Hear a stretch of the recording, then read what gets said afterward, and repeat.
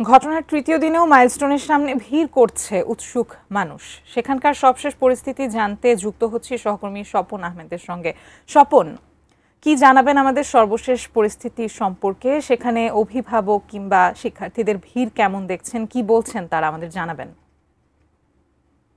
আদ্রিতা, ঘটনার আসলে তৃতীয় দিন আজকে, কিন্তু এখনো আসলে যে স্তব্ধতা, যে নীরবতা, সেই এখনও কিন্তু কাজ করছে মাইলস্টোন স্কুল অ্যান্ড কলেজের সামনে। যদিও অসংখ্য মানুষ আসলে শোকে শোকার্ত হয়ে এখন পর্যন্ত শুধুমাত্র ঘটনাস্থলটি দেখার জন্য আসছেন, তবে এখন পর্যন্ত আইনশৃঙ্খলা রক্ষা বাহিনী ভিতরে অবস্থান করছেন। তারা আসলে ভিতরে ঘিরে রেখেছেন।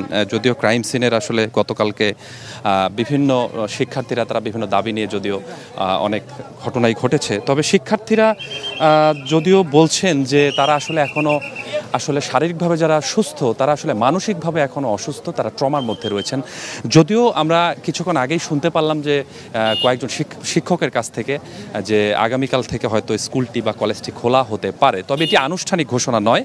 অতএব আমরা মানে একদম 100% শিওর হয়ে এটি বলতে পারছি না। তবে এই যে ক্লাস বা স্কুল খোলার যে বিষয়টি, এটি নিয়ে কিন্তু শিক্ষার্থীদের মধ্যেও একটু অন্যরকম বিষয়। তারা বলছেন যে আরও যদি কয়েকদিন পরে ক্লাসটি খোলা হয়।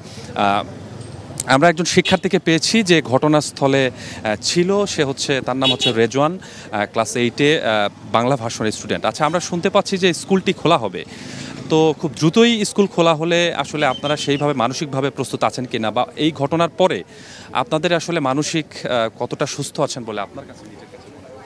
আমার কাছে মনে হয় যে স্কুল গত 2 সপ্তাহ ধরে বন্ধ থাকা এটা উচিত, কারণ আমাদের নিচের চোখে আমরা দেখলাম কিভাবে প্লেনটি বিধ্বস্ত হলো, যার আমাদের চোখের সামনে অনেক বাচ্চারা মারা গেছে। আমরা রাতে ঘুমাতে পারছি না, আমরা শুধু চোখের সামনে ভাসছে বাচ্চারা কিভাবে চিল্লাচ্ছে, আগুনে পুড়ে যাচ্ছে। তাই আর কি নিজেকে প্রস্তুত করার জন্য 2 সপ্তাহ পরে স্কুলটি খোলা ভালো।